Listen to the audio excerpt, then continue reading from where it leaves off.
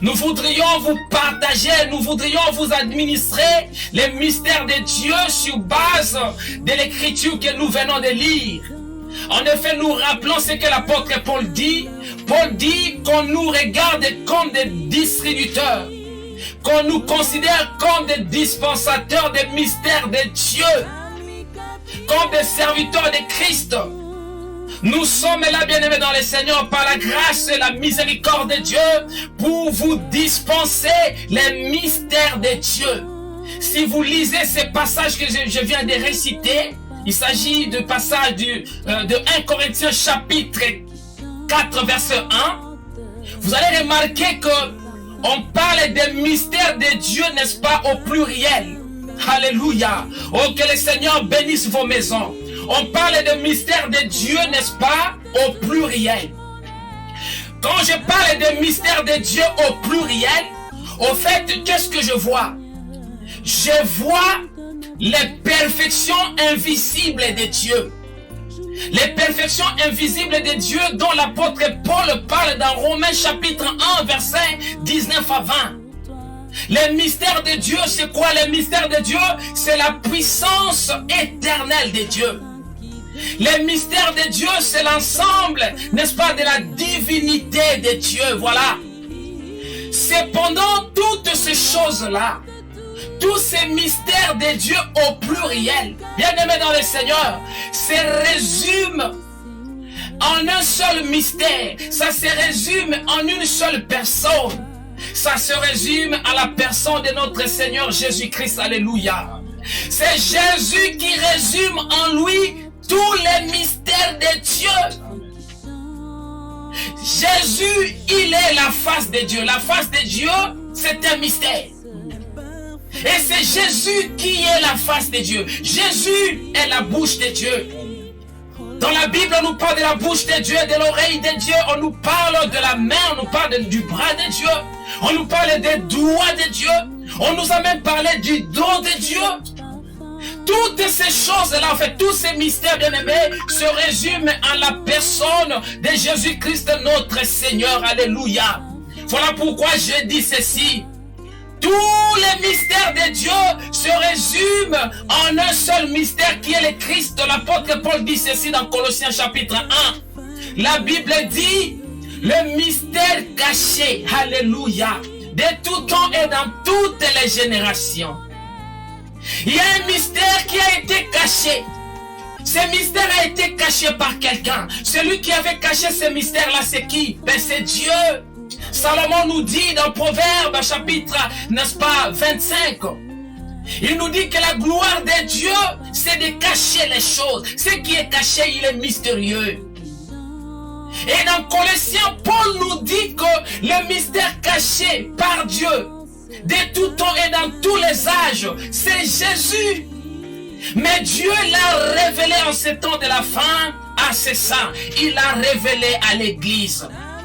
Donc c'est pour autant dire, bien-aimés dans le Seigneur, nous ne prêchons que le mystère de Dieu qui est le Christ.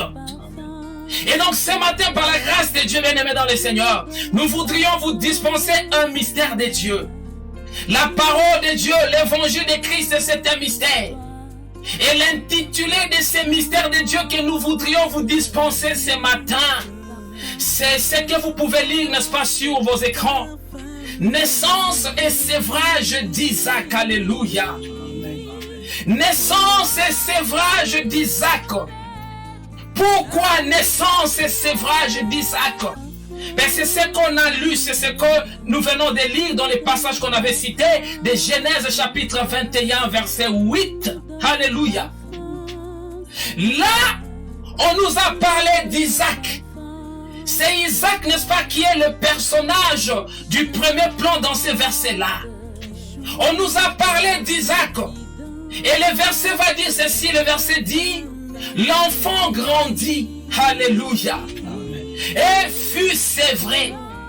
Et lorsque cet enfant fut sévré, son père Abraham fit un grand festin le jour où Isaac fut sévré. Alléluia.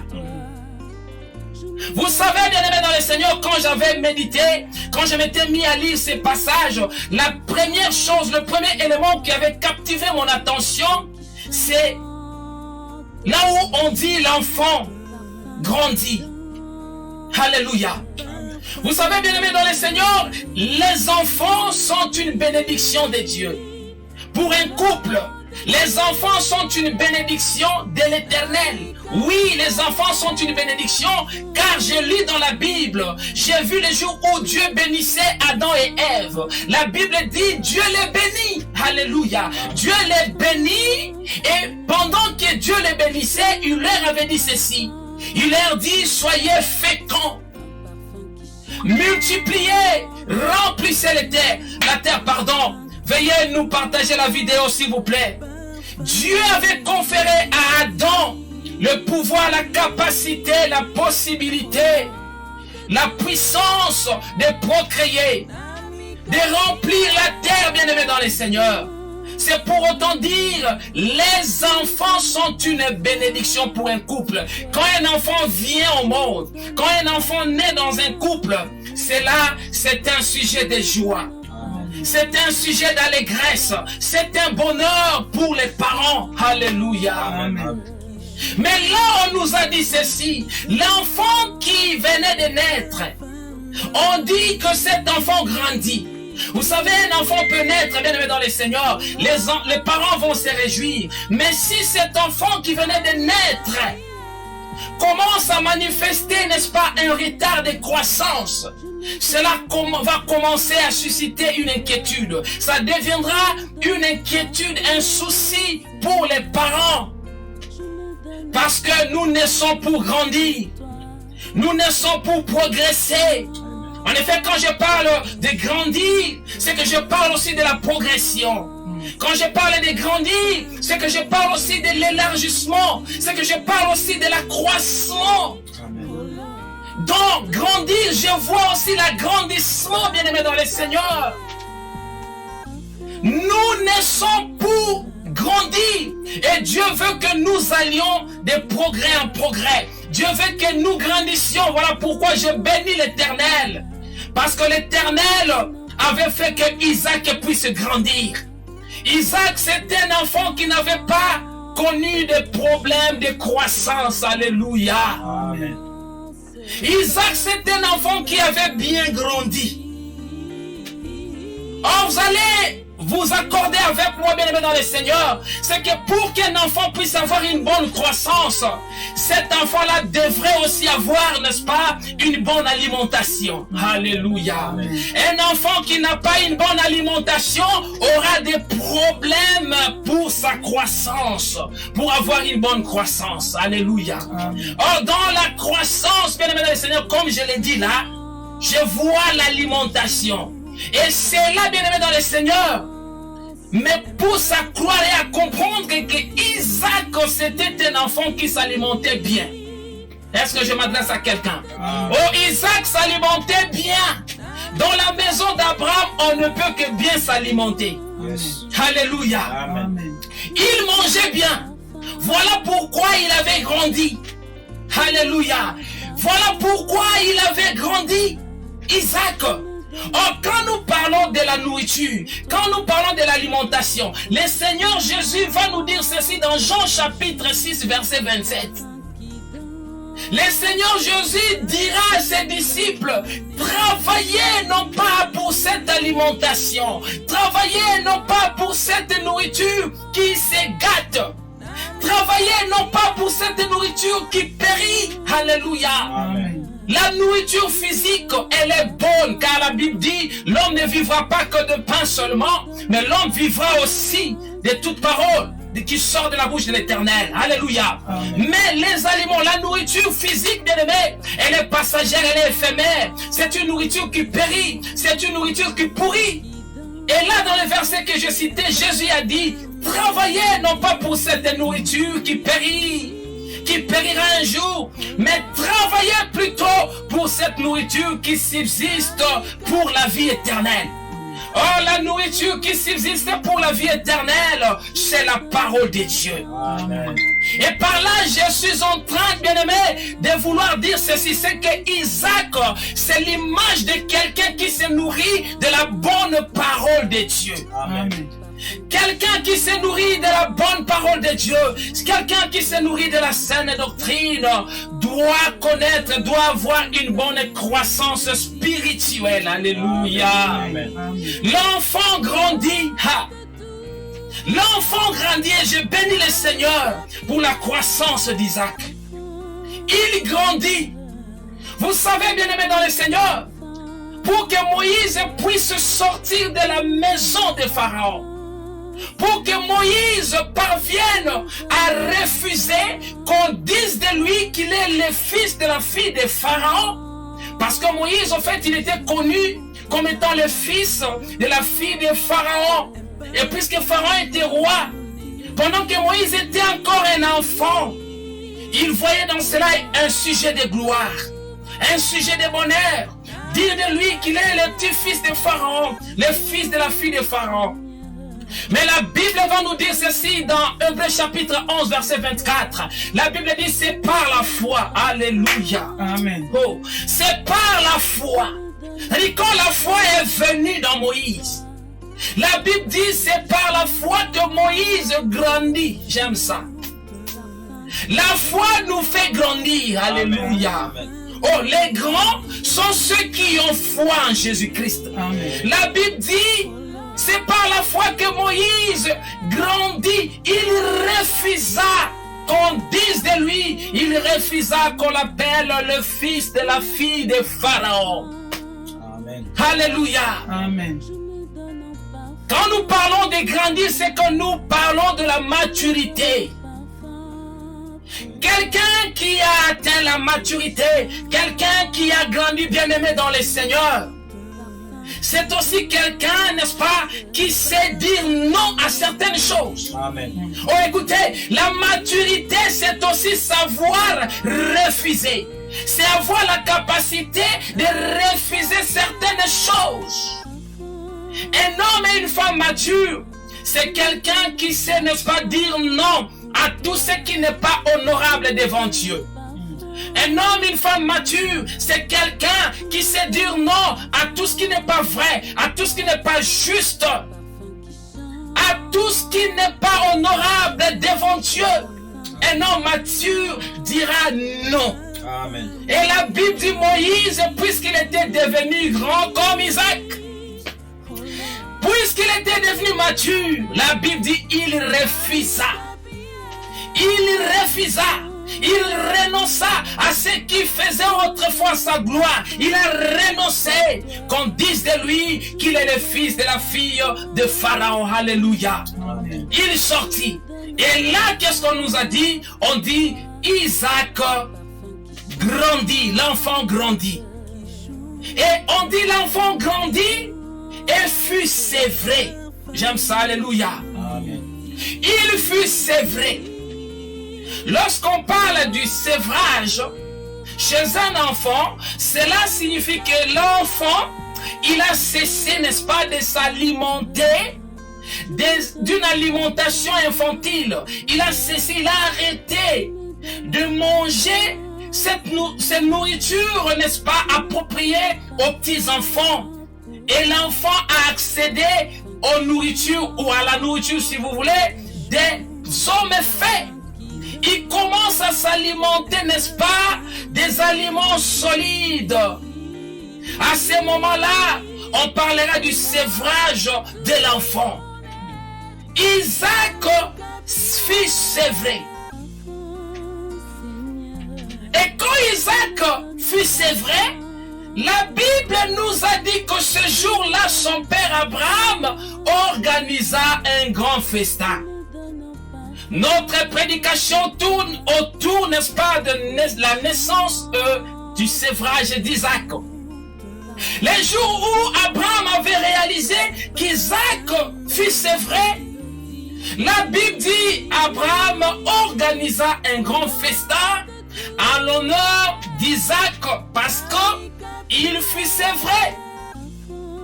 Les jours où Isaac était né, c'était un jour de joie, c'était un jour qui avait marqué le cœur d'Abraham. C'était un jour exceptionnel pour Abraham. Parce qu'en effet, Abraham attendait Isaac, puisque c'est Isaac qui devrait, n'est-ce pas, être son héritier.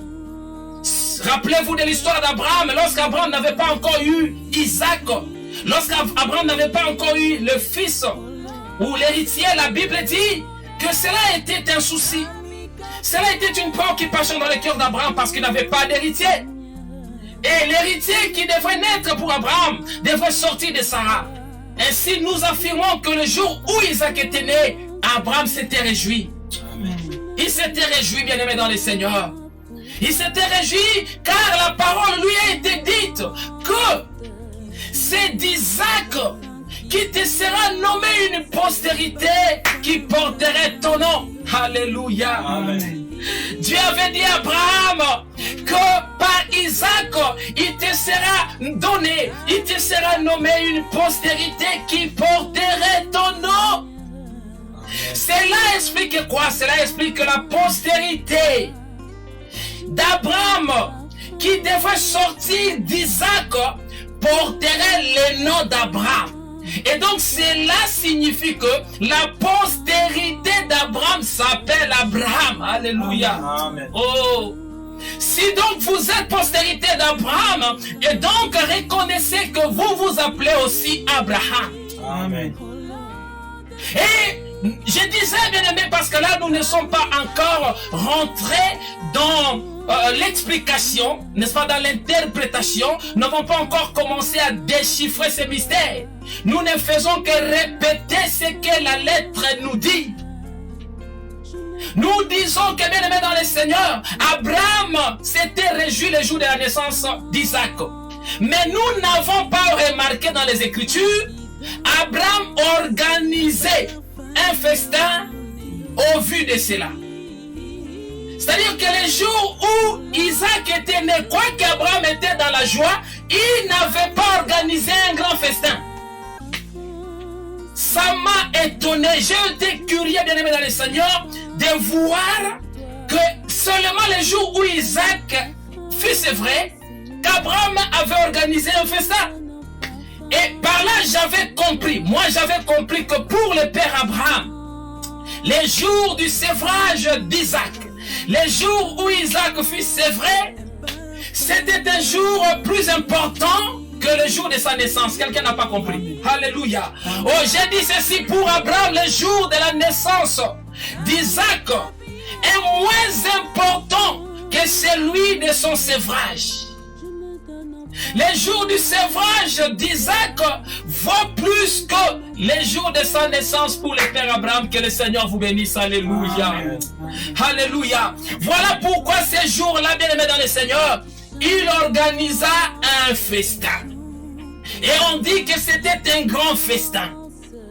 Maintenant, quelqu'un pourrait se demander, quelqu'un pourrait se dire, mais qu'est-ce que tout cela, tout ce que nous disons ici, tout ce que nous racontons, qu'est-ce que cela a à voir avec notre salut? Quel rapport, bien aimé dans le Seigneur, la naissance d'Isaac, le sévrage d'Isaac, quel rapport y a-t-il entre les festins qu'Abraham avait organisés et mon salut? Quelqu'un pourrait ne pas voir de rapport. Et c'est une bonne question qu'on doit se poser. Alléluia. Cependant, nous disons ceci, nous rappelons, bien aimés dans le Seigneur, la Bible dit ceci, tout ce qui a été écrit, il ne faut pas le rejeter. La Bible dit tout ce qui a été écrit, l'a été pour notre instruction. Voilà. Donc, l'importance que nous avons donnée à ces faits, n'est-ce pas, à cette histoire, c'est que nous reconnaissons premièrement que ce qui a été écrit là, l'a été pour notre instruction. En effet, Dieu nous veut l'instruction. Dieu veut que nous ayons, Dieu veut que nous acquérions l'instruction. Alléluia. Amen. Quand nous parlons de l'instruction, c'est que nous parlons de l'intelligence. Alléluia. Dieu nous veut l'intelligence. Dans la maison de Dieu, il n'y a pas de sceaux. Dans la maison de Dieu, il n'y a pas de bourriques spirituelles. Amen. Dieu nous avait destinés à l'intelligence. Écoutez, on ne peut être sauvé que si on a quelle intelligence? Oh, sans l'intelligence, on ne peut pas être sauvé. Le salut se donne par l'intelligence, c'est-à-dire la connaissance. La Bible dit, mon peuple périt parce qu'il n'est pas intelligent. Amen. Et quand Jésus est venu dans le monde, dans 1 Jean chapitre 5 verset 20, la Bible nous dit que le Seigneur Jésus était venu dans le monde pour nous apporter l'intelligence. Alléluia. Amen. Et Paul dit, tout ce qui a été écrit l'a été pour nous fournir, pour nous procurer la connaissance, c'est-à-dire l'intelligence. Dans Daniel chapitre 12 verset 3, la Bible dira ceci. Elle dira, ceux qui auront été intelligents brilleront comme la splendeur du ciel à perpétuité. Oh, je proclame l'intelligence dans ta vie au nom de Jésus. Oh, je proclame cette intelligence que le Seigneur Jésus nous avait apportée dans le monde. Dans ta vie, au nom puissant de Jésus, recevez l'intelligence de Dieu. Cette intelligence qui nous fera briller comme la splendeur du ciel à jamais. Alléluia. Et donc, bien-aimés dans le Seigneur, nous disons ceci. L'importance que nous avons trouvée dans la naissance, les sévrages et les grands festins qu'Abraham avait organisés à cause ou en raison, n'est-ce pas, du sévrage d'Isaac. Cette importance que, bien aimé dans le Seigneur, cela a un rapport aussi avec mon salut. Cela a été écrit pour mon instruction. Cela a été écrit pour que moi, j'acquière la connaissance, l'intelligence.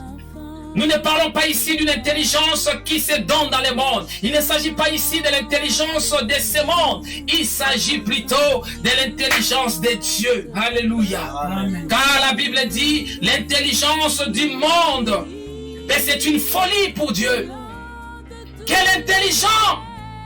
Ne disent pas qu'il est intelligent, car si quelqu'un veut dire qu'il est intelligent, si quelqu'un veut se croire qu'il est intelligent, la Bible dit qu'il dise qu'il a la connaissance de Dieu. Voilà. L'intelligence, au fait, c'est quoi? C'est la capacité de connaître le véritable Dieu. La Bible dit, Jésus-Christ était venu dans le monde, il nous avait apporté la connaissance pour que nous connaissions le véritable Dieu. Et nous sommes dans le véritable Dieu, en son Fils Jésus-Christ, que le Seigneur vous bénisse. Alléluia. Amen. Donc voilà, bien aimés dans le Seigneur. Maintenant, nous allons lire une écriture qui va, n'est-ce pas, nous convaincre encore. Une écriture qui va encore nous prouver que nous avons un lien. Nous avons un rapport avec la naissance et le sévrage d'Isaac. Il y a un rapport très prophétique dans cela. Nous allons prendre rapidement Galates. Nous prenons Galates. Où est ma Bible? Donc on va lire Galates chapitre 4 verset 28. Que le Seigneur vous bénisse. Galates chapitre 4 verset 28. Quelqu'un peut aussi nous projeter ces versets sur l'écran, sur les commentaires. Donc voilà, je vais lire le passage en question. La Bible va dire ceci. On dit pour vous, frères. Donc ici, l'apôtre Paul n'est pas en train de s'adresser aux gens du dehors. Il s'adresse aux frères. Un frère, c'est celui qui est en Christ. Il s'agit ici des frères en Christ. Donc il ne parle pas au monde. Il n'appelle pas le monde son frère. Il dit, mais pour vous, frères. Alléluia. Pour vous, frères, comme Isaac. Ah, donc les frères ressemblent à Isaac. Pour vous, frères, comme Isaac. Les frères sont comme Isaac. Comme Isaac, vous êtes enfants de la promesse. Alléluia. Ici, on s'adresse à l'église. On s'adresse au sein de l'église, aux rachetés. Et on rappelle, c'est l'apôtre Paul qui nous rappelle que nous sommes comme. nous ressemblons à Isaac. Nous sommes fils de la promesse comme Isaac. Et puisque nous sommes fils de la promesse comme Isaac, bien-aimé dans le Seigneur, c'est que nous devrions aussi saisir le mystère de sa naissance. En effet, lui, il avait, comment je veux dire, il naquit comme nous. Il naquit selon la promesse. Nous aussi, nous sommes nés selon la promesse de Dieu. Notre naissance a été promise. Notre naissance a été prédite, bien-aimé dans le Seigneur. La naissance à laquelle je fais allusion ici, c'est la nouvelle naissance. Amen. C'est la nouvelle naissance, c'est-à-dire quand quelqu'un, bon, il ne s'agit pas seulement de quelqu'un, je préférais dire plutôt quand un élu de Dieu s'est converti, voilà. Car nous croyons que ne peut se convertir en Christ que celui qui a été choisi par Dieu. Alléluia. La Bible dit ce que Dieu avait connu d'avance. Il les avait aussi prédestinés à croire à l'évangile. Donc quelqu'un qui n'a pas été destiné à croire à l'évangile, il ne croira jamais à l'évangile. Le Seigneur a dit, vous êtes heureux, car il vous a été donné de connaître, n'est-ce pas, le mystère du royaume de Dieu. Alléluia. Alléluia. Amen. On dit comme Isaac. Isaac était un fils de la promesse pour Abraham. Sa naissance, sa venue dans la maison d'Abraham a été promise, bien-aimé dans le Seigneur. Isaac n'est pas comme Ismaël. Et je disais que nous sommes comme lui. Parce que nous aussi, notre naissance a été, n'est-ce pas, promise. Notre naissance a été promise depuis Genèse chapitre 3, verset 15. Depuis Genèse chapitre 3, verset 15, Dieu avait déjà promis notre naissance. Je parle de la nouvelle naissance. Écoutez, se convertir en Dieu, en Jésus-Christ bien sûr, ce n'est pas le fruit d'un effort de quelqu'un. Ce n'est pas le fruit de la volonté humaine. Se convertir en Christ, bien-aimé dans le Seigneur, ne peut se réaliser que si cela vous a été donné. Dieu vous avait destiné à croire en Jésus. Voilà pourquoi aujourd'hui vous vous êtes retrouvés en Christ. Après avoir passé des années dans le monde, vous avez fini par vous retrouver dans le Seigneur. Mais c'est parce que cela a été arrêté. Cela a été promis et voulu par Dieu. Cela a été promis par Dieu. Nous sommes nés. Par là, je suis en train, bien-aimé dans le Seigneur, de vouloir expliquer que la naissance d'Isaac, ça correspond premièrement à notre conversion. Lorsque nous nous convertissons à Jésus, au Seigneur, cela correspond à la naissance d'Isaac. Amen. Cela explique que le fils de la promesse, il est né. Et puisque Abraham s'était réjoui de la naissance d'Isaac, nous croyons aussi que Dieu s'est réjoui lorsque nous nous convertissons au Seigneur Jésus. Et la parole de Dieu le confirme. La Bible dit, quand un pécheur se convertit, il y a de la joie dans le ciel. Alléluia. Amen. On dit quand un pécheur se convertit. Nous disons ceci. Le pécheur qui ne peut se convertir ne doit être qu'un élu. Amen. Ce n'est pas tout pécheur qui se convertit. Autrement, bien-aimé dans le Seigneur, Judas, le traître, n'allait pas trahir le Seigneur. Oh, la Bible dit de Judas qu'il était fils de la perdition. C'était mieux pour lui. Il aurait été mieux pour lui qu'il ne soit pas né. Donc vous comprenez qu'il a été destiné à la perdition. Il a été destiné à l'enfer. Et la Bible dit, quand un pécheur s'est converti, alléluia, il y a une joie dans les ciels. Amen. Voilà pourquoi, bien-aimés dans le Seigneur, nous devons prêcher l'évangile. Nous devons évangéliser pour que les élus qui sont encore dans le monde parviennent à écouter la voix de Dieu. Ils ont besoin d'écouter la voix du bon berger. La Bible dit, mes brebis entendront ma voix. Ne peut entendre la voix du bon berger que sa brebis. La capacité d'entendre la voix du berger n'est pas donnée à celles qui ne sont pas ses brebis. Amen. Seul aux brebis de l'Éternel a été donné la capacité d'entendre sa voix. Il dit, mes brebis, elles savent discerner la voix du mercenaire de celle du bon berger et elles suivent la voix du bon berger. Alléluia. Amen. Et c'est ça le mystère de la naissance d'Isaac. Quand nous nous convertissons. Mais nous avions dit ceci, c'est qu'Abraham n'avait pas fait un festin. Il n'avait pas ordonné une fête à l'occasion de la naissance d'Isaac. Mais c'est seulement lorsque Isaac fut sévré. On avait expliqué ici le sévrage, on l'avait défini. C'est que le sévrage, c'est lorsque l'enfant, le petit enfant cesse, n'est-ce pas, avec l'alimentation infantile.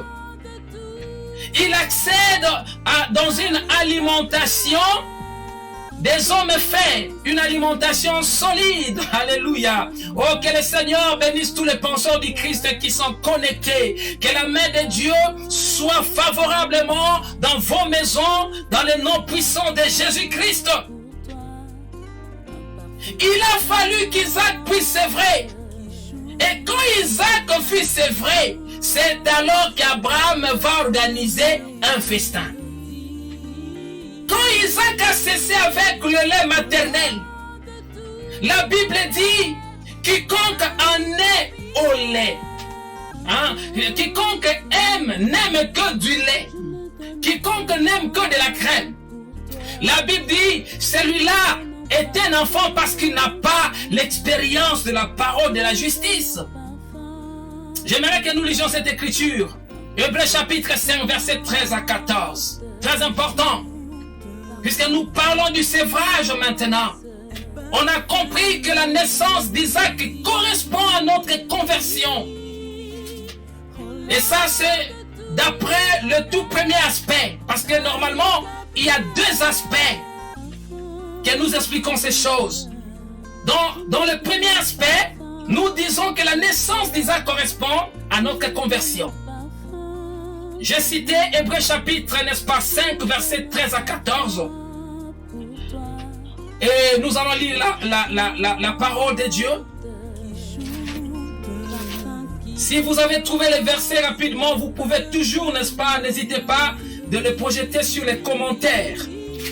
Hébreux chapitre 5, écoutez ce que la parole de Dieu va nous dire à propos de cela.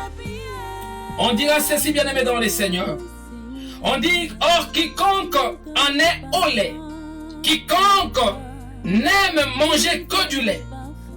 On dit, celui-là n'a pas l'expérience de la parole de justice. Le lait dont il est question là, c'est la parole de Dieu toujours. Mais sauf que la parole de Dieu est dans sa dimension du lait.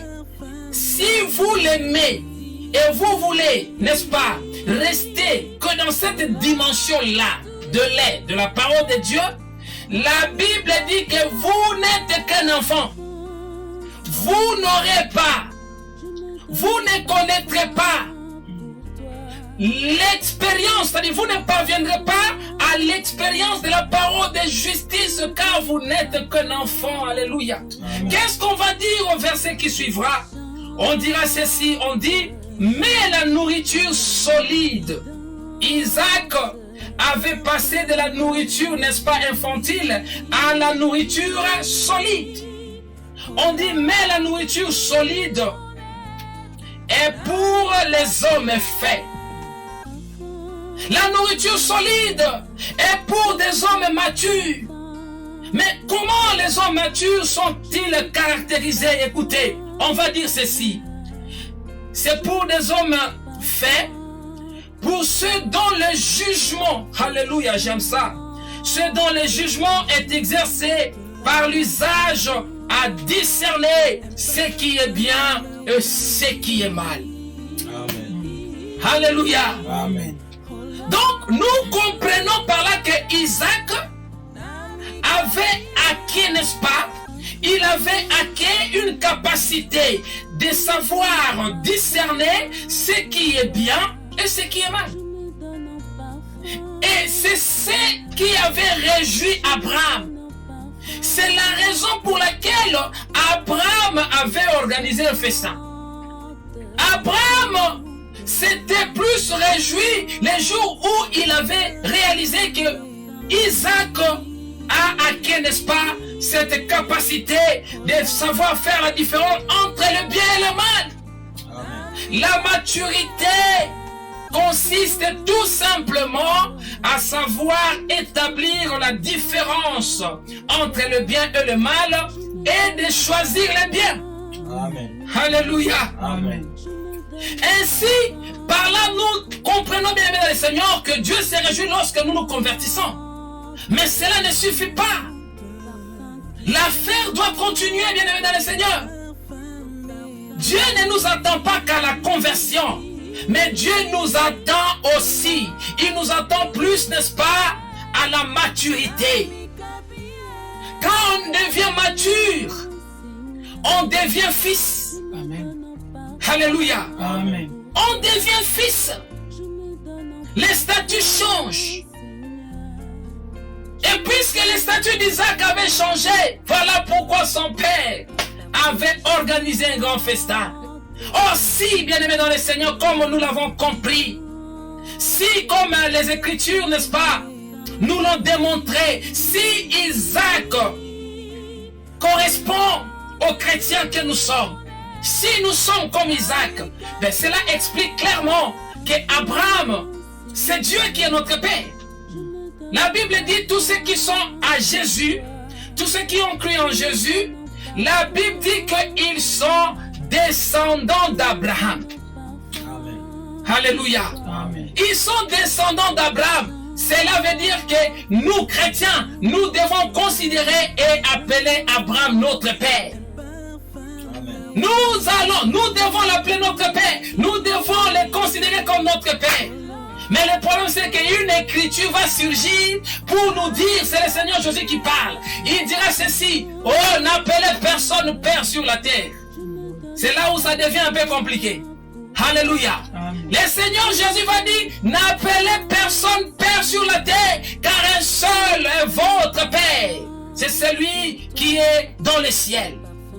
Et donc, par là, bien-aimés dans le Seigneur, nous comprenons que pour nous, le véritable Abraham, ce n'est pas cet Abraham de la Mésopotamie. Pour nous, le Père Abraham, c'est l'Éternel Dieu. Amen. C'est lui le véritable Abraham, bien-aimé dans le Seigneur.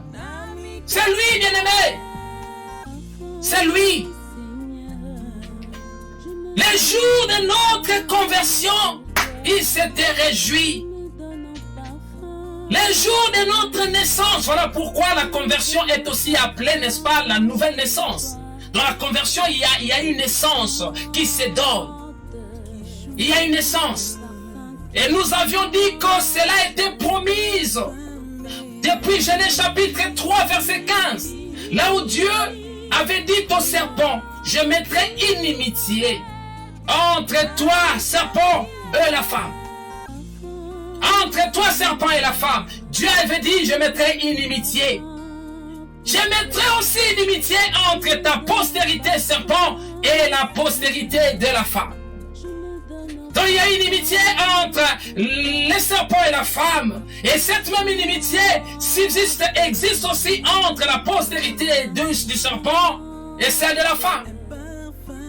Écoutez, celui qui s'oppose à ton père, celui qui s'oppose à tes parents, celui qui est adversaire, ennemi de tes parents, ne peut jamais être ton ami.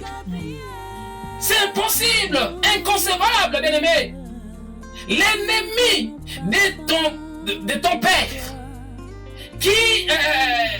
qui se montre ton ami, tu dois comprendre que c'est un hypocrite.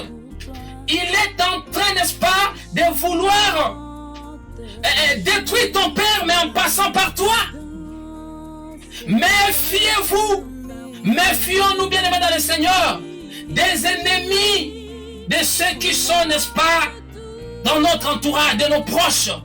Si tu as un vrai ami à toi, bien-aimé dans le Seigneur, tu ne peux pas te faire ami avec quelqu'un qui s'oppose, avec quelqu'un qui les combat. C'est pourquoi, bien-aimés, méfiez-vous de toutes personnes qui sont avec vous. Mais dans l'entretemps, ils sont aussi amis de ceux qui veulent vous tuer.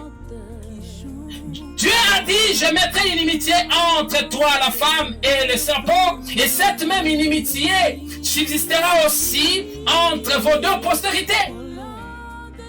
Mais Dieu avait dit, celle-ci, c'est-à-dire la postérité de la femme, écraserait la tête du serpent. Nous disons ceci, cette histoire de la postérité de la femme avait eu sa réalisation, son accomplissement à la croix de Golgotha.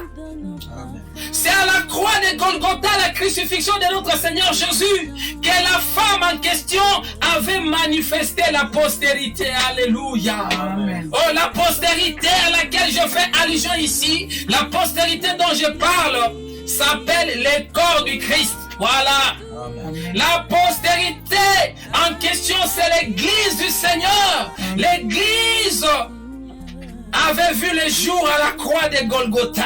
Amen. L'église était née à la croix de Golgotha, bien-aimé dans le Seigneur.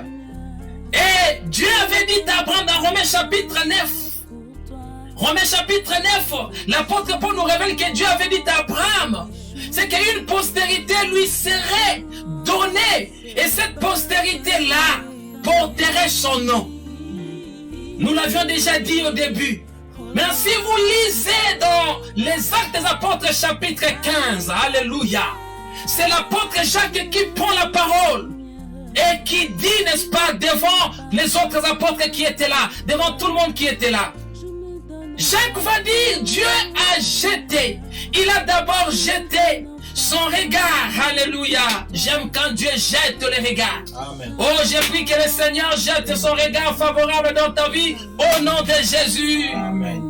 Dieu avait d'abord jeté un regard parmi les nations. Et parmi les nations, la Bible dit, Dieu avait choisi un peuple qui porterait son nom. Alléluia. Cela explique cette prophétie qui a été dite sur Abraham. C'est que la postérité qui devait lui naître d'Isaac porterait son nom. Porter le nom de quelqu'un, ça veut tout simplement dire porter sa nature, porter sa vie. Amen. L'enfant qui porte le nom de son père est considéré comme quelqu'un, n'est-ce pas, qui est appelé à assurer la perpétuité, la continuité de la vie ou encore de la race de son père. Est-ce que quelqu'un comprend ces choses? Amen. Alléluia. Et donc, bien-aimés dans le Seigneur, si donc, comme nous avions compris, que notre conversion correspond à la naissance d'Isaac, et donc, bien-aimés dans le Seigneur, le sévrage d'Isaac correspond à notre maturité spirituelle en Christ Jésus. En Jésus, nous sommes appelés à grandir. Nous sommes appelés, bien-aimés, à croître dans la connaissance. Nous sommes appelés à parvenir à ce qu'on appelle la stature parfaite de Christ. Esther était belle de taille et de figure, mais cela n'avait pas suffi. La Bible dit ce qui a été écrit là était pour notre instruction. Et là, nous rappelons cela. Esther était belle de taille et de figure. Mais cela n'avait pas suffi pour que le roi puisse, n'est-ce pas, la choisir. Il a fallu qu'Esther pratique certaines choses. Il a fallu qu'elle apprenne, n'est-ce pas, les produits que l'ennemi du roi lui avait, n'est-ce pas, fourni pour améliorer sa beauté. Voilà. pour améliorer sa beauté, pour parvenir à la stature parfaite du Christ. Et c'est là que Dieu nous attend. C'est ce que Dieu nous veut. Parvenir à cette stature de Christ parfaite. Parvenir à l'état d'homme fait.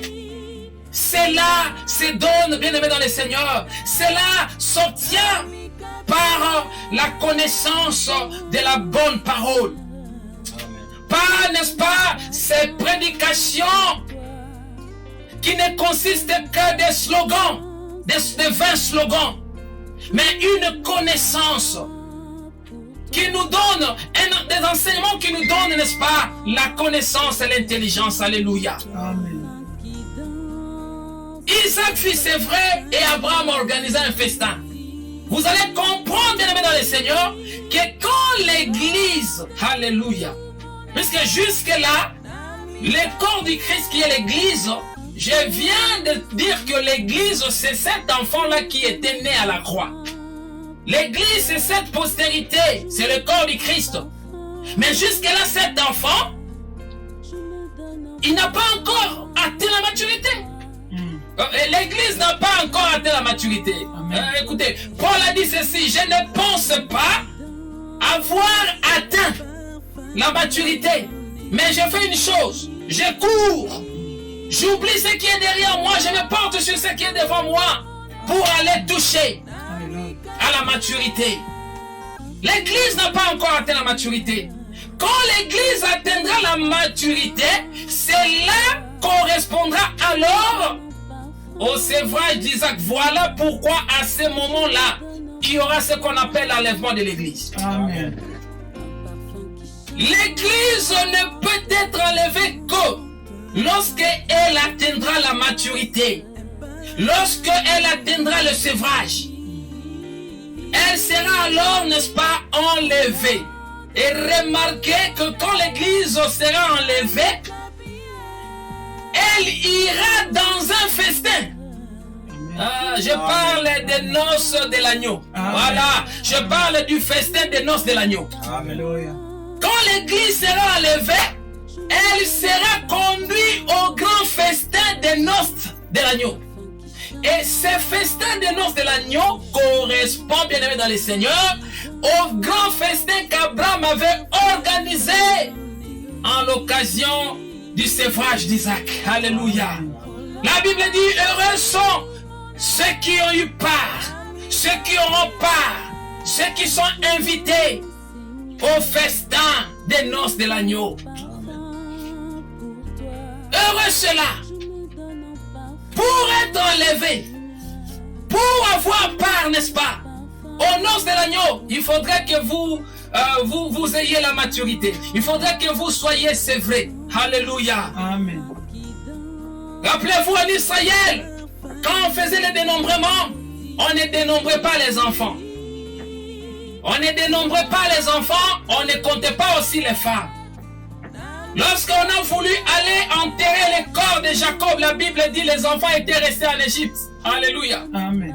Seulement des hommes faits, seulement eux qui étaient montés à Cana pour enterrer les corps de Jacob. Et cela correspond, cela explique l'enlèvement de l'église. Ceux qui seront enlevés, parce que monter à Cana pour enterrer les corps de Jacob explique l'enlèvement. L'enlèvement, c'est le monter. Amen. On va monter pour rencontrer le Seigneur dans les airs. Alléluia. Alléluia. Amen. Mais je disais que les enfants, remarquez, ils étaient obligés de rester en Égypte. C'est pourquoi, bien aimés, nous devons croître. Nous devons laisser, nous devons inviter, nous devons abandonner, nous devons refuser des enseignements qui nous retiennent dans l'enfance. Nous voulons des enseignements qui nous amènent, n'est-ce pas, à la maturité. La Bible dit: laissant les éléments de la parole de Christ, laissant les éléments de la parole de Christ et tendons à ce qui est parfait. Alléluia. Amen. Nous devons tendre à ce qui est parfait. C'est là que Dieu nous attend. Laissons les éléments de la parole de Christ et tendons à ce qui est parfait. Aimons l'enseignement. Il y a certaines choses, bien aimés dans le Seigneur, que vous pouvez obtenir dans la vie sans qu'on vous enseigne sur cela. Écoutez, vous n'aurez pas un bon mariage parce qu'on vous enseigne sur le mariage. Écoutez, le mariage, je veux dire, toutes les bénédictions matérielles ou physiques, toutes les bénédictions qui sont liées au siècle présent, Dieu les a disposées pour tous les hommes. Même pour ceux-là qui ne prient pas. Amen. Oui, même pour ceux-là qui ne prient pas. Les richesses de ce monde sont aussi pour les païens. Elles sont aussi pour les chrétiens. Alléluia. Amen. La Bible dit, Dieu fait pleuvoir sur les justes et sur les méchants. Il fait sortir son soleil pour tout le monde. Donc ce sont des choses que tout le monde peut avoir, même s'il ne prie pas. Mais une seule chose qu'on ne peut obtenir que si on est en Jésus. Cette chose, ça s'appelle la bénédiction de l'Éternel. Amen. Qui enrichit. La bénédiction qui ne se fera jamais suivre d'un quelconque chagrin. Alléluia. C'est cette bénédiction-là, bien-aimée, que Dieu a réservée rien que pour ceux qui sont en Christ et Jésus. Amen.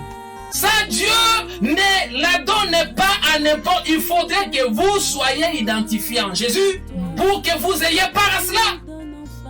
Car cela explique même l'héritage qu'Abraham avait donné à Isaac. Amen. Abraham fit des dons à tous ses 7 fils. Les fils de Keturah et Ismaël n'avaient reçu que des dons. Mais c'est Isaac qui avait reçu l'héritage. Tous les biens d'Abraham étaient revenus à Isaac.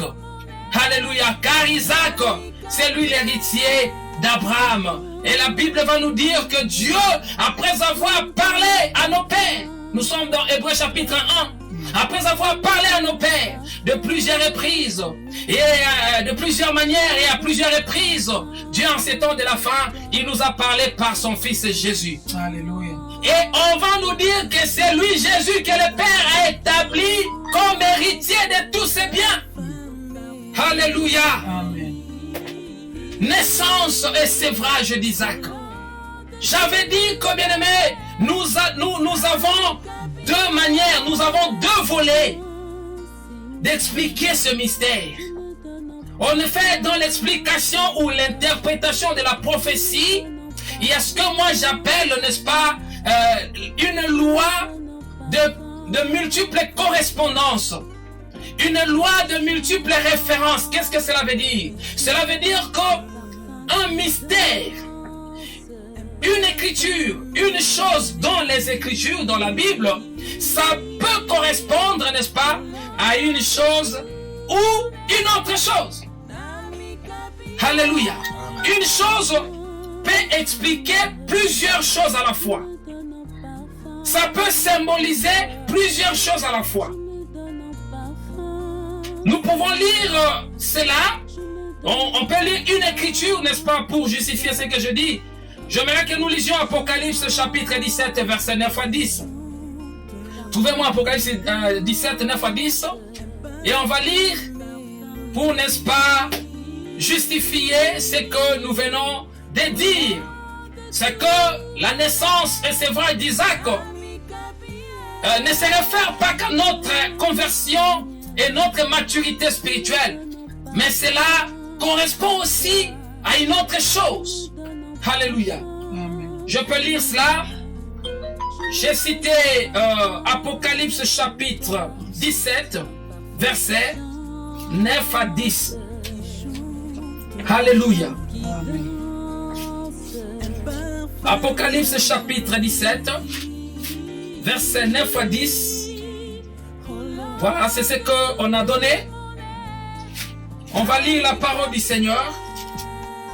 La Bible nous dira ceci, bien-aimés dans le Seigneur. Écoutez, on va dire, c'est ici l'intelligence qui a de la sagesse. Les 7 têtes sont 7 montagnes sur lesquelles la femme est assise. Ici, il s'agit, n'est-ce pas, de l'ange qui expliquait à Jean les visions qu'il voyait. Et Jean avait vu une femme prostituée assise sur une bête écarlate, et cette bête avait 7 têtes. Et là, dans l'explication, on lui dit ceci, on lui dit le mystère des 7 têtes que tu avais vues. En effet, Jean croyait, il pensait qu'il voyait des têtes. Mais en réalité, tout ce que lui voyait là n'était pas la vérité des choses. C'était des mystères. Ce qui veut dire, au-delà des apparences que lui voyait, c'est caché la vérité. Ainsi, on va lui dire, les 7 têtes que tu as vues là sont en réalité 7 montagnes. Alléluia. Au verset 10, on dira, ce sont aussi, voilà, ce sont aussi, c'est-à-dire, en dehors du fait que ces têtes représentent les 7 montagnes, ces mêmes 7 têtes représentent aussi, qu'est-ce qu'on dit? Ce sont aussi 7 rois. Voyez-vous, bien-aimés? Donc, voilà pourquoi nous avions dit que ce que nous appelons la loi de multiples correspondances ou références dans l'interprétation prophétique, c'est que ici, dans la naissance et sévrage d'Isaac, nous disons que ceci correspond aussi à une autre vérité. Et cet autre aspect, n'est-ce pas, de la naissance et sévrage d'Isaac est en rapport avec notre Seigneur Jésus-Christ. Nous voulons dire par là, c'est que la naissance d'Isaac correspond à la naissance de Jésus selon la chair. Quand Jésus naquit de Marie, cela avait marqué l'accomplissement, cela avait marqué la vérité sur la naissance d'Isaac. C'est Jésus qui est le fils de la promesse par excellence. Amen. En effet, avant que la naissance d'Isaac soit promise dans Genèse chapitre 12, la naissance de Jésus avait déjà été promise depuis Genèse chapitre 3 verset 15. Alléluia. Amen. C'est donc lui, Jésus, qui est le véritable Isaac. C'est lui, le fils de la promesse par excellence, bien-aimé dans le Seigneur. Et puisqu'Abraham s'était réjoui de la naissance d'Isaac, nous croyons que Dieu s'était réjoui aussi de la naissance de Jésus, quand bien même qu'il s'agit de la naissance quant à la chair. Le jour où Jésus naquit, c'était un jour très marquant, c'était un jour exceptionnel aussi, c'était un jour de joie. Un ange de Dieu fut envoyé vers les mages qui étaient venus de l'Orient pour aller adorer l'enfant Jésus qui était né. La Bible dit que l'ange apparut à ces mages et cet ange leur dit: ne craignez rien, parce que les mages avaient eu peur de voir cet ange. Mais l'ange leur avait rassuré: ne craignez rien, n'ayez pas peur. Je viens plutôt vous annoncer une bonne nouvelle. Alléluia. Alléluia. La naissance de Jésus, c'était aussi une bonne nouvelle. Amen. Quand je parle de la naissance de Jésus, je ne fais aucunement allusion à la Noël. Je ne parle pas de Noël. Je parle de la naissance de Jésus. Ça n'a rien à voir avec la Noël. Alléluia. Amen. La Bible dit, dans Luc chapitre 2, verset 10, si je ne me trompe, l'ange leur a dit aujourd'hui, c'est une bonne nouvelle. Et cette bonne nouvelle, c'est que aujourd'hui, dans la vie de David, il vous est né un enfant. Alléluia. Amen. Il vous est né un sauveur. Il vous est né un sauveur. Et l'ange leur dit que c'est là, cette information, cette nouvelle devrait réjouir tous les peuples. Alléluia. Amen. Le ciel était dans la joie ce jour-là, bien-aimé dans le Seigneur. Le jour où Jésus naquit. Le ciel était dans la joie. Les cieux étaient dans l'allégresse, car le Sauveur était venu. La Bible dit dans Ésaïe chapitre 7, je pense au verset 14 et 15, là où la prophétie parle de la naissance de Jésus. La prophétie dira, l'Éternel lui-même vous donnera un signe. Et ce signe, c'est que la Vierge deviendra enceinte. Dans toute l'histoire de la Bible, je n'ai jamais vu une autre Vierge que Marie qui fut devenir enceinte.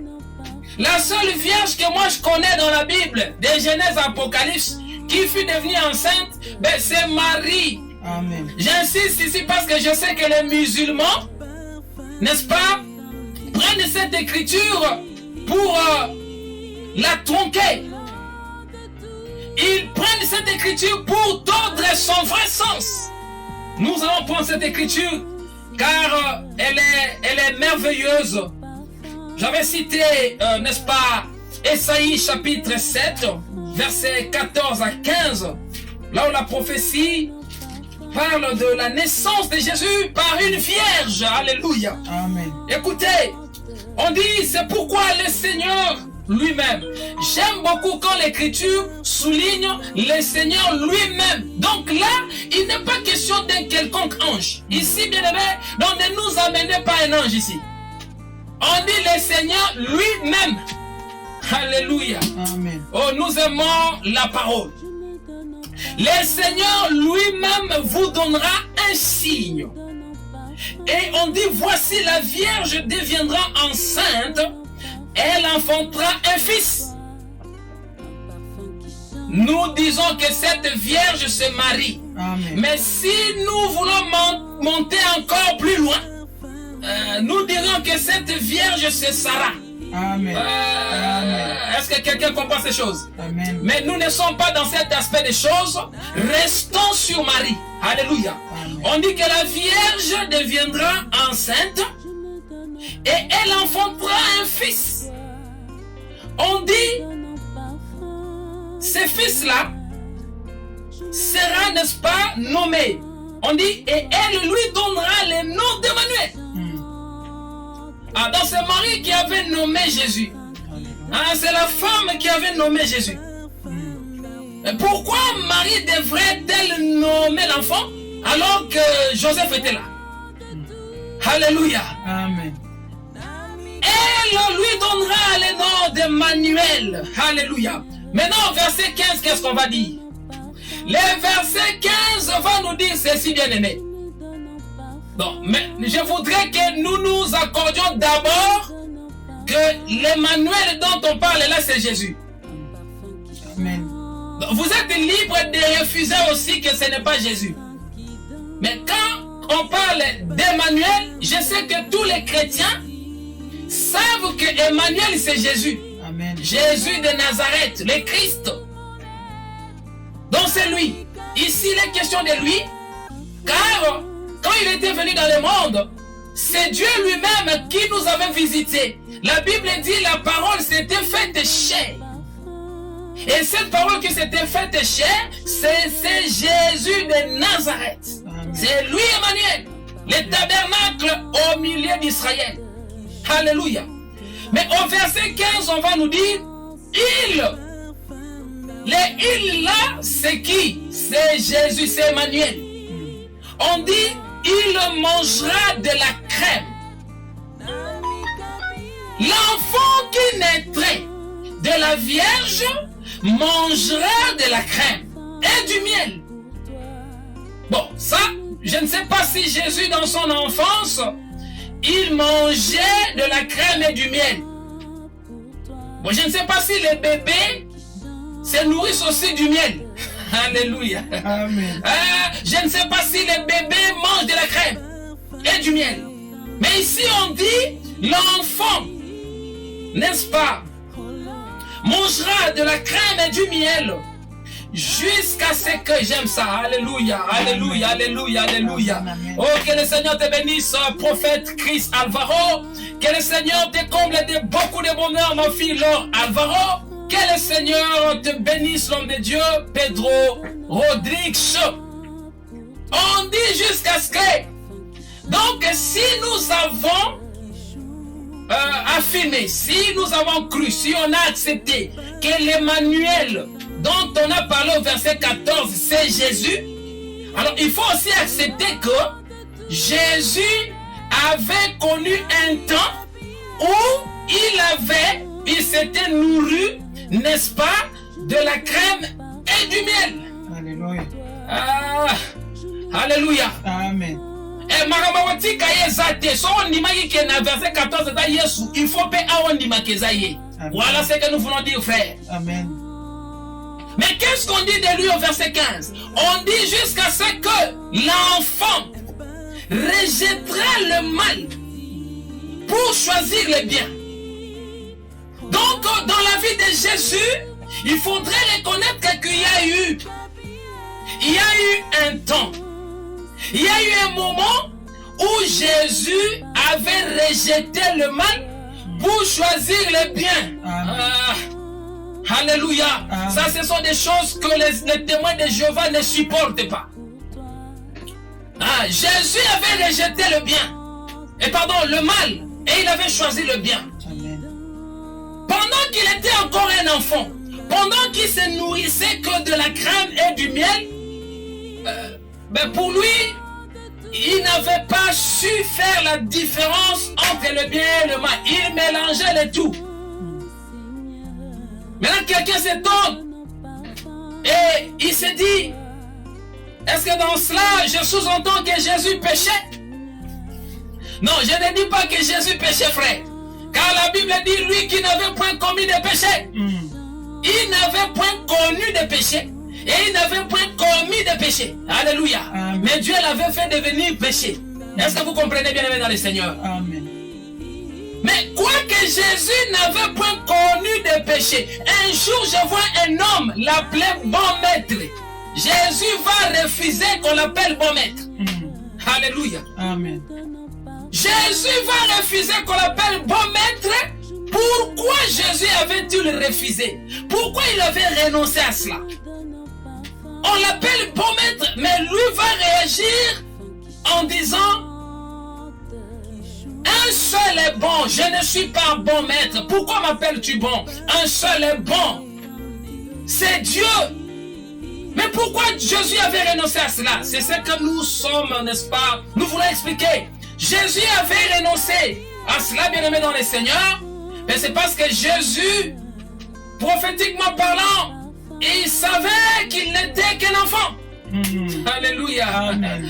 Oh, écoutez, Amen. Jésus, ici je parle de Jésus depuis sa naissance jusqu'à la croix. Le Jésus depuis la naissance à la crèche jusqu'à la croix de Golgotha, c'est un petit enfant. Voilà ce que nous voulons dire, frère. Que le Seigneur vous bénisse. Amen. C'est un petit enfant. Donc même les 30 ans, parce qu'il y a, il se pourrait que quelqu'un puisse penser rapidement aux 30 ans de Jésus pour me dire que voilà, à 30 ans, il devait accéder au sacerdoce parce que les 30 ans, ça symbolise, n'est-ce pas, la maturité. Écoutez, les 30 ans là de Jésus dans la chair, c'est toujours l'immaturité, c'est l'enfance. Il était toujours un enfant. Et par là, bien-aimé dans le Seigneur, nous sous-entendons que le mal que l'enfant Emmanuel devrait rejeter, c'est sa chair. Alléluia. Amen. Donc Jésus n'était pas encore, c'est vrai, avant qu'il ne soit monté à la croix. Il était encore un petit enfant. C'est après la croix de Jésus, c'est après sa mort, lorsqu'il fut revenu à la vie, qu'il fut, c'est vrai, qu'il avait atteint la maturité. Voilà. Donc si la naissance d'Isaac correspond à la naissance de Jésus quant à la chair, eh bien le sévrage d'Isaac là correspond à la résurrection de Jésus-Christ d'entre les morts. Alléluia.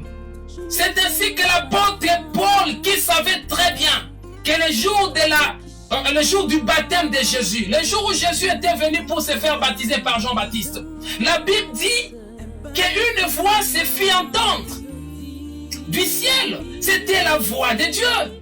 Et cette voix avait témoigné que celui-ci est mon fils. Alléluia. Et mon fils bien-aimé, en qui j'ai déversé, en qui j'ai fait habiter toute mon affection. Paul savait cela. Mais il n'a pas hésité de nous dire dans Romains chapitre 1 verset 3. On va lire ça. Que le Seigneur vous bénisse. Alléluia. Écrivez-moi un shalom, écrivez-moi un hosanna, écrivez-moi un alléluia, écrivez-moi un gloire au Seigneur. Rendez gloire à celui qui vit au siècle des siècles. Quoique Paul avait reçu ces témoignages, mais écoutez, lorsqu'il fut ravi en esprit jusqu'au 3e ciel, il avait reçu d'autres enseignements. Il avait écouté, il avait entendu des choses que l'oreille de l'homme n'avait point entendues avant. Alléluia. J'avais cité Romains chapitre 1er au verset 3. Paul va dire ceci, j'aimerais commencer au verset 1er. On dit Paul, serviteur de Jésus-Christ, appelé à être apôtre, mis à part pour annoncer l'évangile de Dieu. L'évangile de Dieu, c'est l'évangile du Christ. L'évangile du Christ, c'est l'évangile de la grâce, c'est l'évangile du salut, c'est l'évangile éternel. Il n'y a pas de différence ici, bien-aimés. Il s'agit de l'évangile qui nous sauve. Mis à part pour annoncer l'évangile de Dieu, on dit au verset 2, évangile qui avait été promis auparavant. Donc vous comprenez que l'évangile que nous prêchons, l'évangile qui est le Christ, cet évangile avait été promis auparavant, par qui? On dit de la part de Dieu, par ses prophètes dans les saintes écritures. Alléluia. Verset 3, on dit, il concerne, c'est-à-dire l'évangile concerne quelqu'un. L'évangile concerne quelqu'un. L'évangile ne concerne pas l'argent. L'évangile ne concerne pas les pasteurs. L'évangile ne concerne pas les hommes qui sont élevés en dignité dans ce monde. Écoutez, l'évangile ne concerne pas un autre nom, une autre personne, un autre être. Écoutez, on dit il concerne. L'évangile concerne. J'aime ça. Il concerne qui? On dit il concerne son fils. Alléluia. L'évangile concerne le fils de Dieu. La Bible dit les témoignages de Jésus. C'est cela donc l'esprit de la prophétie. On ne prêche que Jésus et Jésus seul. On ne prêche pas un autre nom. La Bible dit il n'y a qu'un seul nom qui a été donné à l'humanité pour être sauvé. C'est le nom de Jésus. C'est le nom de Jésus qui nous donne la victoire dans des combats. C'est le nom de Jésus qui nous protège. C'est le nom de Jésus qui nous donne la victoire. Le nom de Jésus avait accordé la victoire à David devant les géants Goliath. David a dit, tu viens contre moi avec des armures, mais moi je marcherai contre toi avec les noms. Alléluia. Amen. David a dit, je marcherai contre toi avec les noms de l'Éternel. Or, les noms de l'Éternel n'a jamais été révélé. Le nom de l'Éternel, c'est Jésus-Christ. Alléluia. Amen. Jésus a dit ceci, Père, je te rends grâce de ce que tu m'avais donné ceci. Et ce que tu m'avais donné, je leur ai fait connaître ton nom. Alléluia. Amen. Je leur ai fait savoir ton nom. Je leur ai révélé ton nom. Mais ces gens-là étaient juifs. Ben, ils connaissaient que Dieu s'appelait Yahweh. Ils savaient que Dieu s'appelait Eloah, Elohim. Appelez-le comme vous voulez. Alléluia. Ils savaient que leur père Abraham l'avait invoqué. Il avait appelé El Shaddai. Mais Jésus a dit ceci. C'est moi Jésus, qui ai apporté la connaissance du nom de Dieu aux hommes. Cela explique que le monde n'avait jamais connu le nom de Dieu. En effet, écoutez, le mystère caché par Dieu dans tout temps et dans tous les âges. C'est son nom à lui. Amen. Dieu avait caché jalousement son nom et il nous l'a révélé en Jésus-Christ. Voilà pourquoi dans Jean chapitre 17 que je citais, Jésus a dit, je leur ai fait connaître ton nom. C'est lui qui a connu le nom de Dieu, il est sauvé. Amen. La Bible dit, oh la vie éternelle, j'aime ça, Jean chapitre 17. Oh la vie éternelle, c'est qu'ils te connaissent toi, le véritable Dieu. Quand tu connais quelqu'un, tu dois connaître son nom. Alléluia. Oh, on ne peut pas connaître quelqu'un et ignorer son nom, comment il s'appelle. Ça n'existe pas. Quand on connaît quelqu'un, on doit connaître son nom. Alléluia. Amen. Et nous disons ceci, l'Éternel s'appelle Jésus-Christ. Mais quand nous disons que l'Éternel s'appelle Jésus-Christ, cela n'a rien à voir avec une simple appellation. Alléluia. Amen. Le nom de Jésus, ce n'est pas une appellation. Le nom de Jésus, c'est un esprit. Amen. Est-ce que quelqu'un comprend ces choses, bien-aimés dans les Seigneurs? Amen. On dit ça concerne son fils né de la postérité de David selon la chair. Verset 4, on dit déclaré fils de Dieu. Alléluia. Amen. Oh, Jésus fut déclaré fils de Dieu. Mais déjà le jour de son baptême, il a été déclaré fils de Dieu. Mais ici, Paul dit déclaré fils de Dieu avec puissance, selon l'esprit de sainteté, par sa résurrection d'entre les morts. Donc ici, l'apôtre Paul, c'est comme s'il a changé les choses, mais Paul n'a rien changé. Paul n'a rien changé. Paul a tout simplement apporté, n'est-ce pas, l'exactitude des choses. Nous rappelons que l'apôtre Paul, c'est celui qui avait amené Apollos à la connaissance exacte de l'évangile. En effet, Apollos prêchait, mais il prêchait dans les désordres. Voilà. Il n'avait pas la maîtrise de ce qu'il prêchait. Il prêchait Moïse, il n'avait pas la connaissance de Christ. Et la Bible dit, Paul, Aquilas et Priscilla, femme d'Aquilas, avaient aidé, n'est-ce pas, Apollos à avoir une connaissance exacte du Christ. Et donc, bien aimé, ici il s'agit de la connaissance exacte. De ce que Paul dit là, c'est la connaissance exacte. Paul dit, c'est lorsque Jésus-Christ fut ressuscité d'entre les morts qu'il a été, on va dire, parfaitement, qu'il a été, on va dire, pleinement déclaré fils de Dieu lors de sa résurrection d'entre les morts. Donc, cela, bien-aimé dans le Seigneur, explique que Jésus-Christ fut, c'est vrai, les jours où il fut ressuscité d'entre les morts. Alléluia. Amen. Jésus-Christ, c'est vrai. C'est l'Esprit vivifiant, le Saint-Esprit. Le Saint-Esprit, c'est Jésus-Christ, c'est vrai.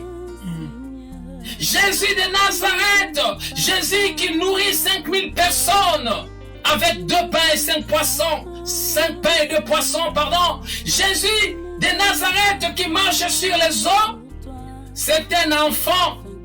Mais c'est Jésus qui est ressuscité d'entre les morts. C'est Jésus qui s'est répandu comme un esprit vivifiant qui est le Fils de Dieu. C'est lui qui est, n'est-ce pas, le véritable Isaac, c'est vrai. Amen. Et donc, bien-aimés dans le Seigneur, c'est ici que nous allons chuter. Que le Seigneur bénisse, n'est-ce pas, votre journée.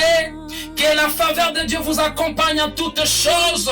J'aimerais ici, bien-aimés dans le Seigneur, conclure en nous renvoyant dans 1 Jean chapitre 3, verset 2. 1 Jean chapitre 3, verset 2. Là où la parole de Dieu va nous dire ceci. C'est que nous voulons citer, ce que nous voulons lire là, ça correspond toujours, n'est-ce pas, à notre thème, à notre sujet. On dira ceci, on dira qu'aujourd'hui nous sommes enfants de Dieu. Aujourd'hui nous sommes enfants de Dieu. On va lire ce verset sur le dernier. Sur le dernier, bien-aimé, le verset de la conclusion. 1 Jean chapitre 3, verset 2. Écoutez ce que dit l'Esprit aux églises. On dit ceci. Voilà. 1 Jean chapitre 3 verset 2. Voilà. On dira bien aimé, nous sommes maintenant enfants de Dieu. On est déjà enfants de Dieu. On est enfants de Dieu parce qu'on est né de nouveau. La Bible dit à tous ceux qui l'ont reçu, à tous ceux qui ont reçu la parole leur a donné le pouvoir de devenir enfants de Dieu. On est enfants de Dieu. Alléluia. Nous sommes maintenant enfants de Dieu et ce que nous serons n'a pas encore été manifesté. C'est un peu compliqué. On est déjà enfants de Dieu, mais ce que nous serons, cela n'est pas encore manifesté. Mais qu'est-ce que nous serons? Qu'est-ce qu'on attend? On est déjà enfants de Dieu. Donc vous comprenez que ces versets nous rappellent qu'on est enfants de Dieu, mais cela ne suffit pas. Parce qu'il nous faudrait encore parvenir à une certaine dimension. Voilà. On est enfants de Dieu, mais ce que nous serons. Donc cela explique l'enfance et le sévrage d'Isaac. Ce que nous serons, c'est-à-dire quand nous allons revêtir les statuts de fils, quand nous serons, c'est vrai, quand nous allons quitter cette chair pour revêtir, n'est-ce pas, le corps immortel et incorruptible. La Bible dit lors de l'enlèvement, nous qui sommes vivants, nous qui serons vivants, nous serons transformés. Quand nous allons transformer, c'est alors que nous allons accomplir ou nous allons vivre l'accomplissement de l'écriture que nous venons de lire. Ce que nous serons demain, ce que nous serons lors de l'enlèvement, cela n'est pas encore manifesté. Alléluia. Amen. Donc voilà pourquoi, bien aimés dans le Seigneur, nous devons renoncer à la chair. Renoncer à la chair, c'est se faire crucifier comme Jésus. Le Seigneur a dit que celui qui veut me suivre fasse quoi? Renonce à lui-même et qu'il se charge de sa croix. Donc on se charge de sa croix pour aller se faire crucifier. Oh, la crucifixion explique ce qu'on avait dit. Cela explique le rejet du mal par l'enfant qui était né. Hein? Emmanuel, cet enfant devrait rejeter le mal et choisir le bien.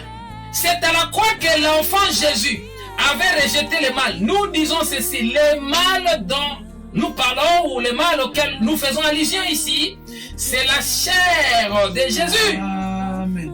À la croix, Jésus avait rejeté le mal. Il avait renoncé à la chair. Pour nous. Ce n'était pas pour lui, mais c'était pour nous. Il avait renoncé à cela, bien-aimé. Et il avait choisi le bien. Le bien, c'est celui qui est né d'entre les morts. C'est celui qui est ressuscité d'entre les morts. Nous devons renoncer à cela. Vous savez, pour chuter, pour terminer, pour conclure, la chose qui empêchait Abraham de pouvoir obtenir la bénédiction de Dieu, c'est-à-dire de toucher Isaac, c'était un mal qui était dans Abraham. Le mal qui était à Abraham, je veux dire, l'empêchait de toucher Isaac. Ce mal-là, c'était quoi? Le mal qui empêchait Abraham de toucher Isaac, bien aimé, c'était son propre prépuce. Que le Seigneur vous bénisse. Alléluia. Nous disons que le prépuce d'Abraham, c'était un mal, c'était un obstacle qui l'empêchait, n'est-ce pas, de toucher, d'embrasser, d'obtenir, de posséder Isaac. Abraham devrait, n'est-ce pas, retirer ce mal de lui. Il devrait rejeter loin ce mal, les prépuces. Voilà pourquoi, bien-aimé, vous allez comprendre. En effet, quand je parle du prépuce d'Abraham, c'est que je parle de la circoncision. Or, pour nous, aujourd'hui, dans l'Église et en Christ Jésus, la circoncision consiste tout simplement au renoncement au vieil homme. Alléluia. Amen. Le renoncement au vieil homme explique tout simplement la circoncision. Cela explique que les prépuces représentent le vieil homme. Et c'est la chose qui empêchait Abraham d'obtenir Isaac. Vous avez remarqué que quand Abraham avait rejeté ce mal-là, c'est alors qu'il avait embrassé Isaac. Et par là, je sous-entends qu'Abraham fut sévré lui aussi les jours de sa circoncision. Que le Seigneur vous bénisse, alléluia. Oh, que le Seigneur vous bénisse. Que la joie soit votre partage. Que la paix du Seigneur soit votre partage. Que la victoire dans tous les combats soit votre partage dans le nom puissant de Jésus-Christ. La Bible dit, le cramoisi qui est le sang de Jésus couvre nos vies. Ça couvre nos vies, ça nous protège contre les attaques du diable. Salomon dit, la femme vertueuse n'a pas peur de la neige pour sa maison, car toute sa maison, elle est couverte de cramoisi. Passez un bon week-end, passez un bon dimanche dans la paix du Seigneur et on se retrouve prochainement dans le nom de Jésus. Amen. Que le Seigneur vous bénisse. Amen. Alléluia. Gloire à Jésus. Gloire